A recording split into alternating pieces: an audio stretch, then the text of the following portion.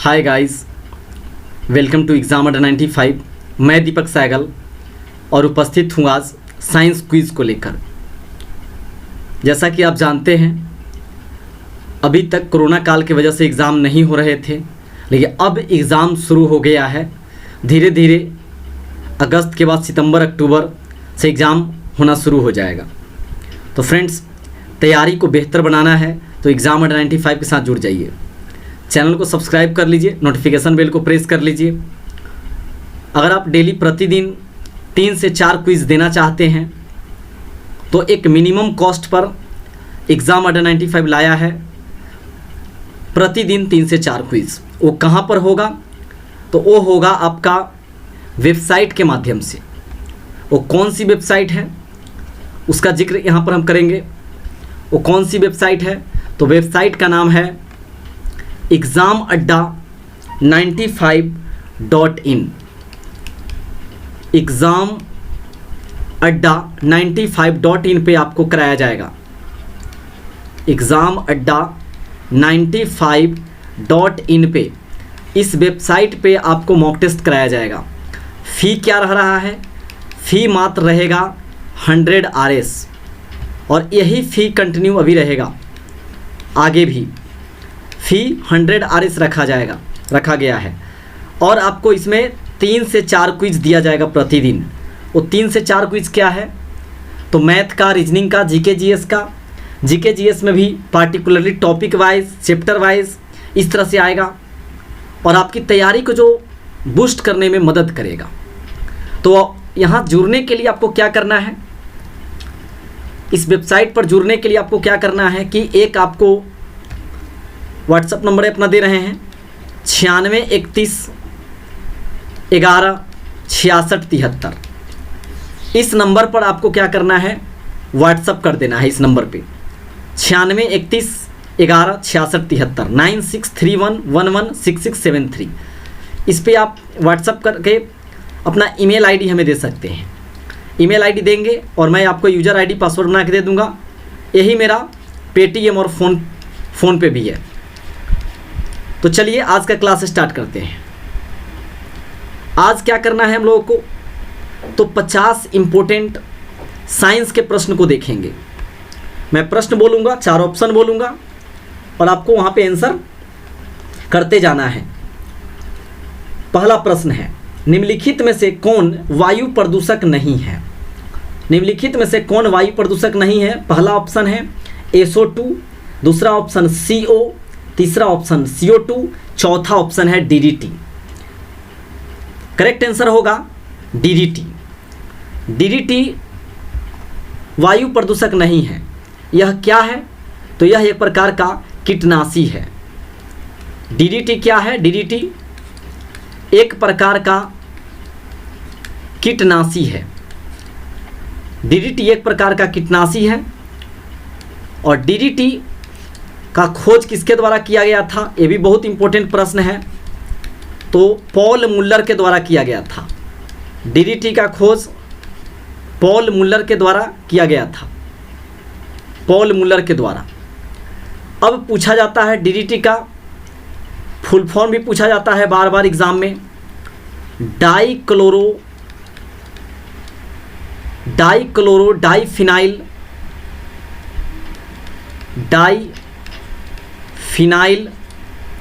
ट्राइक्लोरोइथेन होता है।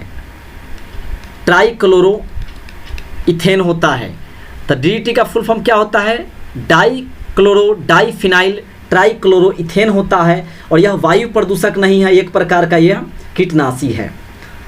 दूसरा प्रश्न की ओर बढ़ते हैं। दूसरा प्रश्न है, प्रथम जीव की उत्पत्ति कहाँ हुई थी? जीव की उत्पत्ति, ऑर्गेनिज्म, जीव की उत्पत्ति कहाँ हुई थी? ऑप्शन है पृथ्वी पर, हवा में, जल में, किसी अन्य ग्रह पर। तो करेक्ट आंसर होगा जल। जल में जीव की उत्पत्ति हुई थी। प्रथम जो जीव की उत्पत्ति हुई थी फ्रेंड्स, कहाँ हुई थी? तो जल में हुई थी। जल का केमिकल फार्मूला H2O होता है। जल का केमिकल फार्मूला क्या होता है? H2O होता है। जल का pH मान क्या होता है? तो जल का pH मान 7 होता है और यह क्या है? तो उदासीन है। जल का pH मान 7 होता है और यह उदासीन है।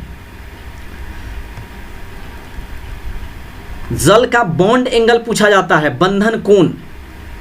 तो जल का बंधन कोण की जब बात आएगा, बॉन्ड एंगल की बात आएगा, तो 104.5 डिग्री जल का बॉन्ड एंगल होता है। बॉन्ड एंगल जल का बंधन कोण। तो क्लियर हो गया है, जल में ही प्रथम जीव की उत्पत्ति हुई थी। अगला प्रश्न है 3 नंबर, जीव की उत्पत्ति जीव से होती है। बहुत इंपॉर्टेंट प्रश्न है ये। जीव की उत्पत्ति जीव से होती है, इस कथन का सत्यापन किसने किया था? जीव की उत्पत्ति जीव से होती है, इस कथन का सत्यापन किसने किया था? तो इस कथन का सत्यापन ओपेरिन के द्वारा किया गया था। ओपेरिन, साइंटिस्ट का नाम था ओपेरिन। जीव की उत्पत्ति जीव से होती है, इसका किया गया था ओपेरिन के द्वारा। सॉरी फ्रेंड्स, इसमें ऑप्शन नहीं बोल पाए थे। समय बचाना है, आपका टाइम ज़्यादा नहीं लेंगे, लेकिन ज़्यादा से ज़्यादा नॉलेज देकर जाएंगे। इसके लिए डायरेक्ट क्वेश्चन बोलते हैं, ऑप्शन को नहीं बोलते हैं, बेहतर होगा। और आप भी सुनते चले जाएंगे, समझते चले जाएंगे और डिटेल में जानते चले जाएंगे। पौधों के किस भाग से कॉफ़ी प्राप्त होता है? पौधों के किस भाग से कॉफ़ी प्राप्त होता है? तो कॉफ़ी प्राप्त होता है बीज से प्राप्त होता है। कॉफ़ी जो प्राप्त होता है बीज से, यानी सीड से प्राप्त होता है। बीज, सीड से प्राप्त होता है आपका कॉफ़ी। कॉफ़ी की सबसे बड़ी किस्म भारत में कौन सी पाई जाती है? कॉफ़ी की सबसे बड़ी किस्म कौन सी है जो भारत में पाई जाती है? तो आंसर होगा अरेबिका। अरेबिका आंसर होगा, अरेबिका। अरेबिका पाई जाती है, किस्म है जो कॉफ़ी की किस्म है जो भारत में पाई जाती है। कॉफ़ी में कौन सा उत्तेजक पदार्थ पाया जाता है? कॉफ़ी में कौन सा उत्तेजक पदार्थ पाया जाता है जिसको पीने के बाद हम लोग उत्तेजित हो जाते हैं, एनर्जी आ जाता है? तो याद रखना है, चाय में थीन पाया जाता है। चाय में उत्तेजक पदार्थ क्या पाया जाता है? तो थीन पाया जाता है। और कॉफ़ी में क्या पाया जाता है? कॉफ़ी में उत्तेजक पदार्थ के रूप में पूछा जाए तो हो जाएगा फ्रेंड्स कैफीन हो जाएगा। कॉफ़ी में कैफीन, चाय में थीन उत्तेजक पदार्थ पाया जाता है। और यह पौधे के किस भाग से प्राप्त होता है कॉफ़ी? तो बीज से प्राप्त होता है। अगले प्रश्न में बढ़ते हैं। निकोटीन पाया जाता है किसमें? निकोटीन किसमें पाया जाता है? निकोटीन पाया जाता है तंबाकू में। तंबाकू की पत्ती में पाया जाता है निकोटीन। तंबाकू की पत्ती में क्या पाया जाता है? निकोटीन पाया जाता है। निकोटीन उत्तेजक पदार्थ जो होता है तंबाकू में, निकोटीन पाया जाता है। विश्व तंबाकू निषेध दिवस, विश्व तंबाकू निषेध दिवस कब मनाते हैं फ्रेंड्स? तो 31 मई को, 31 मई को विश्व तंबाकू निषेध दिवस मनाते हैं। विश्व तंबाकू निषेध दिवस 31 मई को मनाते हैं, 31 मई को। और तंबाकू में उत्तेजक पदार्थ निकोटीन पाया जाता है, निकोटीन। अगला प्रश्न है, एक प्रश्न यहाँ पे एक और बनता है क्या कि तंबाकू की पत्ती में निकोटीन पाया जाता है और विषाणु की जो खोज हुई थी, वायरस, उसको जान लेते हैं। बहुत इंपॉर्टेंट प्रश्न। विषाणु की खोज कब हुई थी? 1892 में इवान विस्की, किसके द्वारा किया गया था? तो 1892 में विषाणु की खोज इवान विस्की के द्वारा किया गया था। इवान विस्की के द्वारा किया गया था। क्या हुआ था कि इन्होंने टीएमवी में वायरस को देखा था। टीएमवी का full form tobacco mosaic virus. Tobacco mosaic virus, यानी तंबाकू में विषाणु की खोज हुई थी। कब हुई थी? 1892 में। 1892 में विषाणु की खोज हुई थी। अगले प्रश्न की ओर बढ़ते हैं। कीटभक्षी पौधा का नाम बताना है आपको। कीटभक्षी पौधा का नाम बताना है। कीटभक्षी पौधा का क्या नाम है? तो वो है आपका ड्रोसरा। ड्रोसरा है कीटभक्षी पौधा है। ये क्या करता है? कीट को खा जाता है। कीट को खा जाता है। इसको इंग्लिश में हम लोग इंसेक्टिवोरस कहते हैं। इंसेक्टिवोरस। इंसेक्टिवोरस का मतलब क्या हुआ कि जो इंसेक्ट को खा जाता है, कीड़े मकोड़े को खाने वाला पौधा है ड्रोसरा। डीएनए का मॉडल किसने प्रस्तुत किया था? डीएनए का मॉडल प्रस्तुत करने के लिए 1962 में नोबेल प्राइज भी जीते थे। तो ये है वाटसन और क्रिक। वाटसन और क्रिक को संयुक्त रूप से कार्य किए थे और संयुक्त रूप से इनको मिला था नोबेल प्राइज। कब मिला था? 1962 में मिला था, 1962 में। डीएनए का फुल फॉर्म क्या होता है? तो डीएनए का फुल फॉर्म होता है, डीएनए का फुल फॉर्म होता है deoxy ribo nucleic acid. DNA का फुल फॉर्म होता है डीऑक्सी राइबो न्यूक्लिक एसिड होता है। डीएनए का full form deoxy ribo nucleic acid होता है। न्यूक्लिक एसिड एक बहुत ही इंपॉर्टेंट यहाँ पे कंसेप्ट जानना क्या है, डीएनए में 4 प्रकार का क्षार पाया जाता है। डीएनए में 4 प्रकार का क्षार पाया जाता है, उस चारों का नाम आपको जान लेना है। पूछा जाता है डीएनए में 4 प्रकार का क्षार पाया जाता है, उसका नाम क्या है? तो डीएनए में 4 प्रकार का क्षार पाया जाता है, उसका नाम है एडिनिन। ए से है पहले एडिनिन, गुआनिन, साइटोसिन और थायमिन। तो याद रखना है एडिनिन, गुआनिन, साइटोसिन और थायमिन 4 प्रकार का क्षार पाया जाता है। इसमें 4 प्रकार का क्षार पाया जाता है, किसमें? डीएनए में। और डीएनए का full form deoxyribo nucleic acid होता है। और डीएनए का मॉडल प्रस्तुत करने के लिए 1962 में वाटसन और क्रिक को नोबेल प्राइज दिया गया था, नोबेल प्राइज दिया गया था। अगले प्रश्न में बढ़ते हैं, अनुवांशिकता के जन्मदाता कौन थे? अनुवांशिकता, फादर ऑफ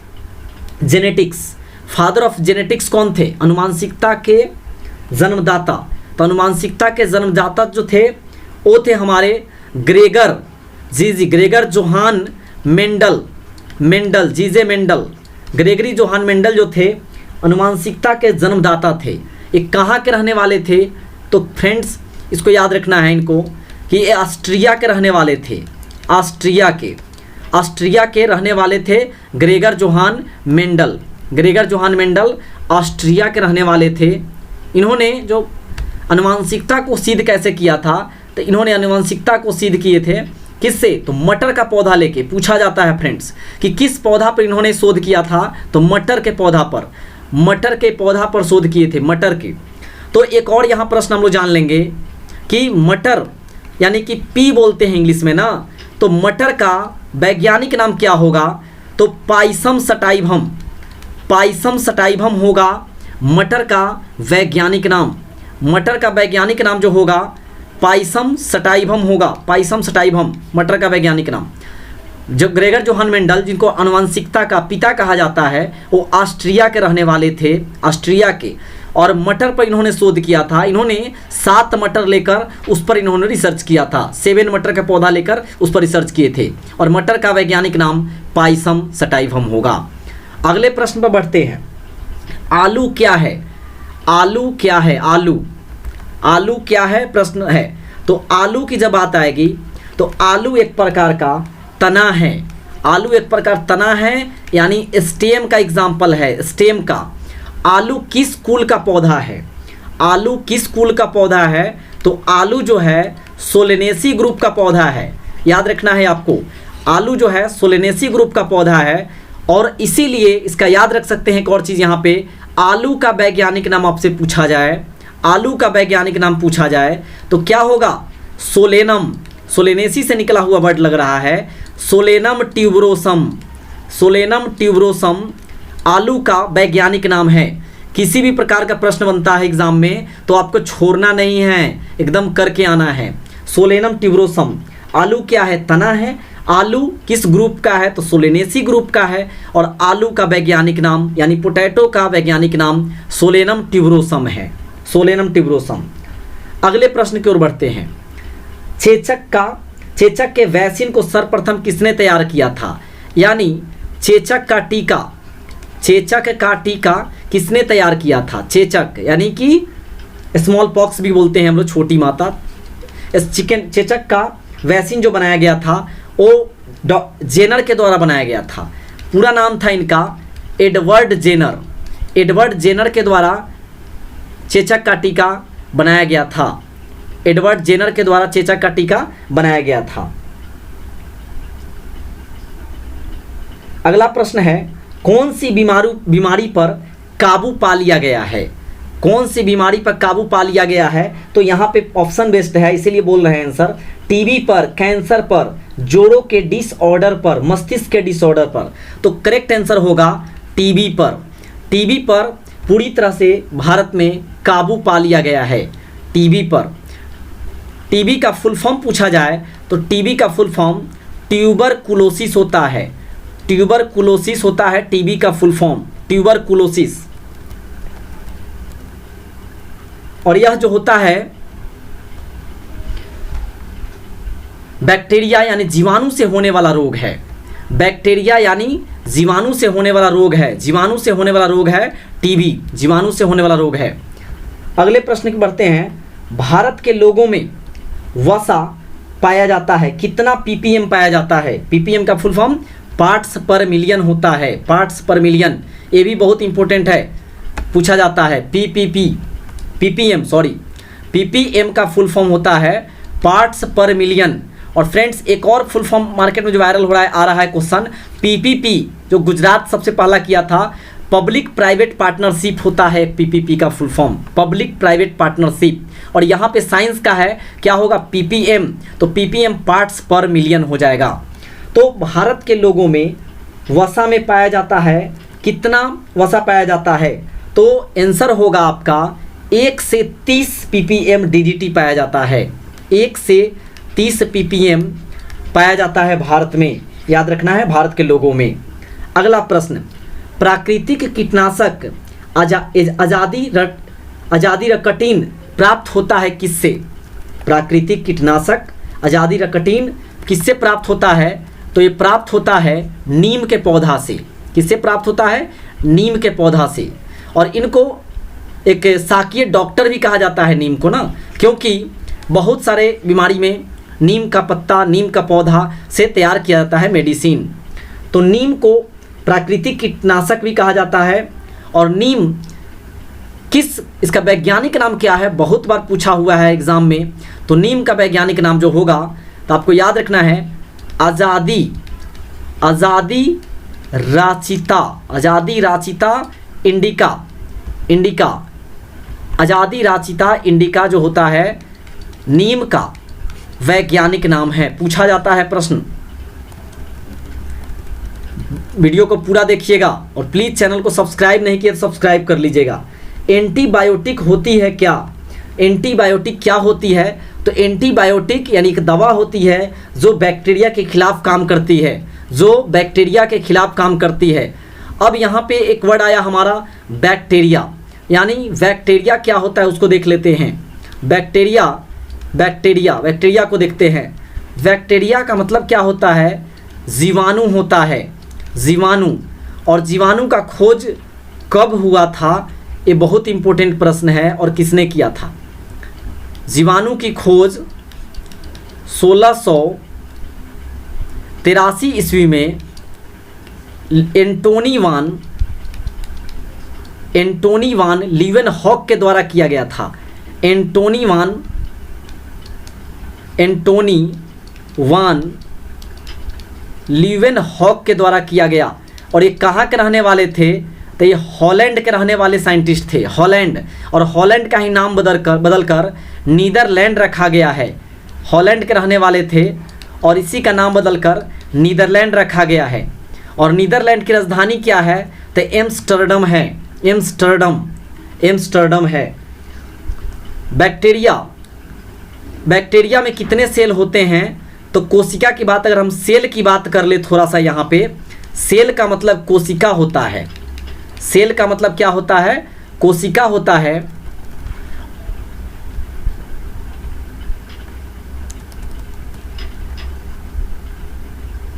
सेल का मतलब क्या होता है? कोशिका होता है। और कोशिका के अध्ययन को क्या कहते हैं? तो कोशिका के अध्ययन को साइटोलॉजी कहते हैं। कोशिका के अध्ययन को साइटोलॉजी कहते हैं। साइटोलॉजी कोशिका के अध्ययन को कहते हैं, साइटोलॉजी। हिंदी इंग्लिश दोनों में साइटोलॉजी ही कहते हैं। सेल का डिस्कवर्ड यानी खोज किसने किया था? तो सेल यानी कोशिका का खोज रॉबर्ट हुक के द्वारा, कोशिका का खोज रॉबर्ट हुक के द्वारा 1665 ईस्वी में किया गया था। 1665 ईस्वी में कोशिका अनेक 3 प्रकार से होता है, इसको तीनों को देखते हैं हम लोग। कोशिका जो होता है वो 3 प्रकार का होता है, जिसमें 0 सेल होता है उसको हम नॉन सेलुलर कहते हैं, और हिंदी में हम लोग बोलते हैं अकोशिकीय। ये अकोशिकीय मतलब जिसमें सेल नहीं होता है, नॉन सेलुलर कहते हैं इंग्लिश में। सेल 3 टाइप का होता है, पहला जिसमें 0 सेल उसको नॉन सेलुलर कहते हैं, और नॉन सेलुलर का मतलब क्या हो गया, नॉन सेलुलर का मतलब हो गया कि जिसमें कोशिका नहीं होता है। यानी इसका एग्जाम्पल कौन सा हो जाएगा, तो इसका एग्जाम्पल हो जाएगा वायरस, यानी कि विषाणु। वायरस में जो होता है सेल नहीं है, 0 सेल है। लेकिन अगर प्रश्न कहता है, आते हैं दूसरा पे, 1 यानी दूसरा इसका टाइप हो गया 1 सेल होता है, तो 1 सेल वाला को हम लोग कहते हैं यूनिसेलुलर, मतलब एक कोशिकीय। यूनिसेलुलर का मतलब हो गया एक कोशिकीय, तो एक कोशिका वाला हो गया यूनिसेलुलर। तो 1 सेल का एग्जाम्पल कौन है, तो इसमें आ जाएगा आपका 1 सेल वाला में बैक्टीरिया आ जाएगा, यानी जीवाणु आ जाएगा। और 1 से अधिक सेल उसको हम लोग इंग्लिश में कहते हैं मल्टी सेलुलर, जिसको हिंदी में कहते हैं बहुकोशिकीय। बहुकोशिकीय कहते हैं इसको हम मल्टी सेलुलर को। तो मल्टी सेलुलर हो गया बहुकोशिकीय। इसका एग्जाम्पल मानव हो जाएगा, पशु पक्षी हो जाएगा, क्योंकि इसमें 1 से अधिक सेल होते हैं। तो सेल क्लियर कर लिए हैं यहाँ पे। बैक्टीरिया में कितने सेल, तो 1 सेल, और वायरस में कितने सेल, तो 0 सेल। अब बढ़ते हैं अगले प्रश्न पर। कौन सा बैक्टीरिया है जो दूध से दही में परिवर्तित कर देता है, दूध को दही में परिवर्तित कर देता है, वो कौन सा बैक्टीरिया है, तो बैक्टीरिया है लैक्टोबैसिलस बैक्टीरिया। लैक्टोबैसिलस बैक्टीरिया जो है क्या करता है, तो दूध को दही में परिवर्तित कर देता है। तो ऑप्शन में आपको क्या देखना है, ऑप्शन में अगर जीवाणु विषाणु दिया हुआ है तो जीवाणु मारना है, यानी बैक्टीरिया मारना है। लेकिन जब बैक्टीरिया का नाम बोल देता है स्पेशलिस्ट, तब आपका आंसर लैक्टोबैसिलस होगा, लैक्टोबैसिलस होगा। एक प्रश्न और यहाँ पे देखेंगे कि दूध में कौन सा अम्ल पाया जाता है, तो दूध में लैक्टो से निकला है वर्ड, लैक्टिक एसिड यानी लैक्टिक अम्ल पाया जाता है। लैक्टिक अम्ल। दूध का पीएच मान क्या होता है, तो दूध का पीएच मान 6.4 से लेकर 6.6 के बीच में होता है। 6.4 से 6.6 होता है।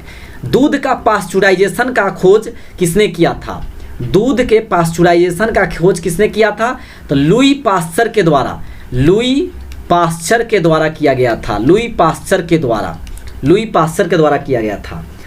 आगे देखते हैं इन्फ्लुएंजा जो है उसका नाम क्या है, H1N1 बोलते हैं इसको वायरस, H1N1। तो लुई इन्फ्लुएंजा को अधिक प्रचलित रूप में क्या कहते हैं, तो इन्फ्लुएंजा का ही एक प्रचलित रूप है, प्रचलित नाम है, जिसको हम लोग स्वाइन फ्लू कहते हैं। स्वाइन फ्लू कहते हैं। तो याद रखना, इसका नाम भी पूछता है स्वाइन फ्लू का फॉर्मूला के रूप में, तो H1N1 होगा, H1N1। यहीं पे एक और चीज़ बता देते हैं कि बर्ड फ्लू भी आएगा आपको, बर्ड फ्लू। तो बर्ड फ्लू का मतलब क्या होता है, तो इस बर्ड में जो फैलता है बर्ड फ्लू, तो बर्ड फ्लू आपको कैसे याद रखना है, H5N1। ये थोड़ा सा कन्फ्यूज़न हो जाता है एग्ज़ाम में कि H1N1 मारे कि कौन होगा, H1N1 होगा। तो इसको याद रखने के लिए अपना एक शॉर्ट कोड है, वो आपको हम बताने की कोशिश करेंगे, उससे आप याद कर सकते हैं। तो यहाँ पे देखिए बर्ड फ्लू क्या है, H5N1, और स्वाइन फ्लू क्या है, तो H1N1। तो समझिए बर्ड में कौन आता है, तो बहुत सारा बर्ड है, लेकिन बर्ड में आपका मुर्गा यानी कि मुर्गा मुर्गी जो बोलते हैं, हेन कॉक, ये सभी आता है।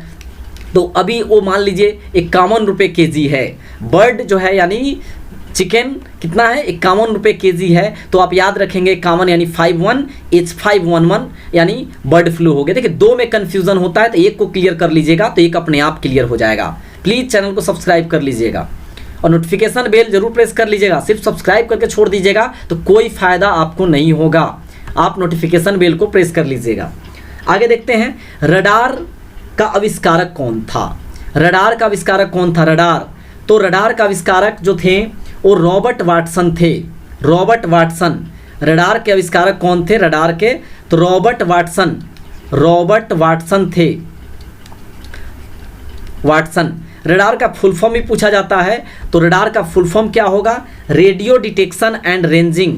रेडियो डिटेक्शन एंड रेंजिंग होगा full form. Radio detection and ranging full form होगा रडार का। मनुष्य में एफ्लाटॉक्सिन, अगला प्रश्न है, मनुष्य में एफ्लाटॉक्सिन खाद्य विषाक्तन द्वारा सामान्यतः कौन सा अंग प्रभावित होता है? तो मनुष्य में अगर एफ्लाटॉक्सिन यानी कि बोलते हैं ना पॉइजनस मतलब फूड हो गया, मतलब ये खाद्य विषाक्तन जो हो जाता है, उससे जो होता है हम लोगों का यकृत यानी कि लीवर, यकृत यानी कि लीवर हम लोगों का जो प्रॉब्लम करता है, लीवर को डैमेज करता है, लीवर को प्रॉब्लम करता है खाद्य विषाक्तन यानी एफ्लाटॉक्सिन। अगला प्रश्न है, किस विटामिन में कोबाल्ट पाया जाता है? किस विटामिन में कोबाल्ट पाया जाता है? तो विटामिन B12 में, विटामिन जो होता है B12, vitamin A, B, C, D, E, K, ये सभी विटामिन है, लेकिन विटामिन बी में जाइएगा तो आपको विटामिन बी के बहुत कम्प्लेक्स है, विटामिन बी के जो है बहुत कम्प्लेक्स है, उसी में आप नीचे जाइएगा तो आपको मिलेगा B12, और इसमें क्या पाया जाता है? कोबाल्ट पाया जाता है। विटामिन B12 में कोबाल्ट पाया जाता है, और विटामिन B12 में कोबाल्ट पाया जाता है, और इसका नाम क्या है? तो रासायनिक नाम साइनोकोबाल्मिन है। साइनोकोबाल्मिन, एक वीडियो आएगा उसमें विटामिन पे आएगा, तो उसमें आपको टोटल बताया जाएगा। इनमें से रक्तदाब का मापक यंत्र कौन है? यानी रक्तदाब यानी ब्लड प्रेशर को किससे मापते हैं? तो ब्लड प्रेशर को हम मापते हैं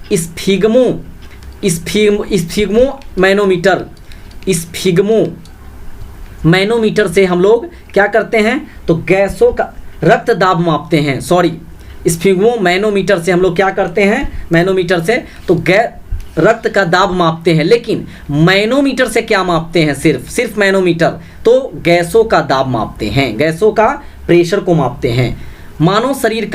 मानव शरीर का रक्तदाब क्या होता है? तो रक्तदाब यानी कि ब्लड प्रेशर की बात आएगा तो 120/80 हो जाएगा। मानव शरीर का रक्तदाब 120/80 हो जाएगा मानव शरीर का रक्तदाब।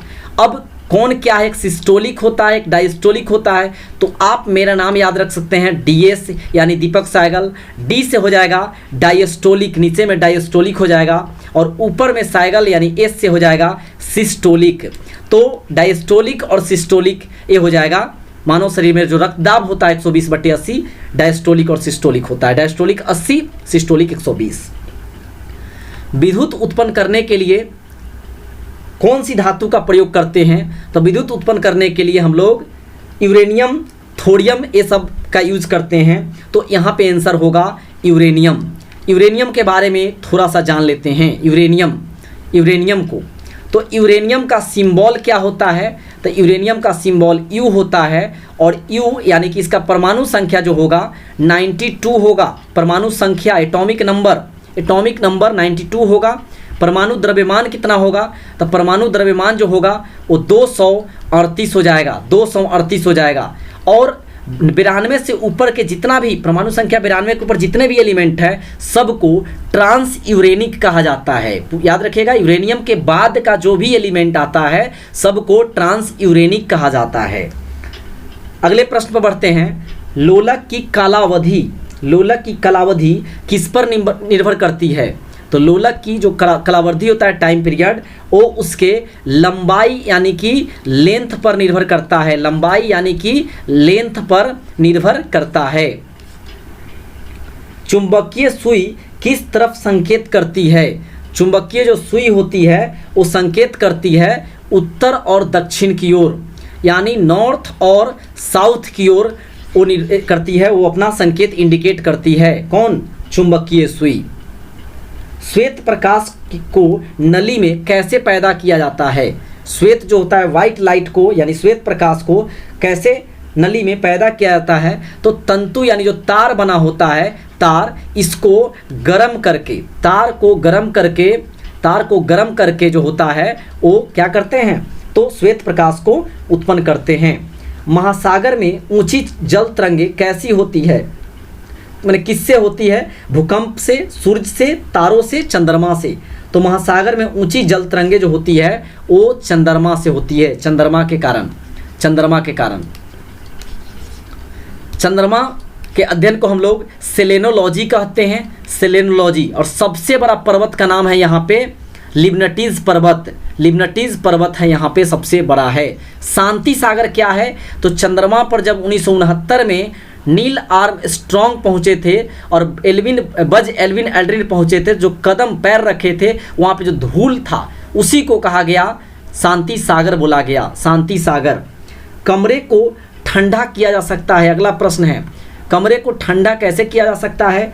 तो संपीड़ित गैस को छोड़ने पर, संपीड़ित गैस को छोड़ने से कमरे को ठंडा किया जा सकता है। फ्रेंड्स, मिलते हैं नेक्स्ट वीडियो में। यहीं पे हम स्टॉप करेंगे आज और मिलेंगे नेक्स्ट वीडियो में इसका पार्ट एक और लेकर, क्योंकि एक लंबा वीडियो हो जाएगा और एडिटिंग मतलब जो ज़्यादा आपको परेशानी ना हो, इसीलिए मैं ऐसा कर रहा हूँ। फ्रेंड्स, चैनल को सब्सक्राइब कर लीजिएगा और नोटिफिकेशन बेल को प्रेस ज़रूर कर लीजिएगा, क्योंकि देख रहे होंगे आप सिर्फ यहाँ पे अभी मैं 25 क्वेश्चन करवाया हूँ, लेकिन 25 क्वेश्चन में ही इतने क्वेश्चन को डिस्कस किया हूँ कि हर क्वेश्चन पे एक्स्ट्रा पॉइंट और ज़्यादा से ज़्यादा हम क्वेश्चन आपसे शेयर करने की कोशिश कर रहे हैं लगातार। और इसीलिए वेबसाइट बनवाएं, इसीलिए वेबसाइट पे काम करना शुरू किए ताकि आपको वहाँ पे मॉक टेस्ट दे सके। तो मॉक टेस्ट से जुड़ने के लिए, अगर आप जुड़ना चाहते हैं मॉक टेस्ट से, मात्र आपको 100 रुपया में इतना कुछ कहीं नहीं मिलेगा दोस्त।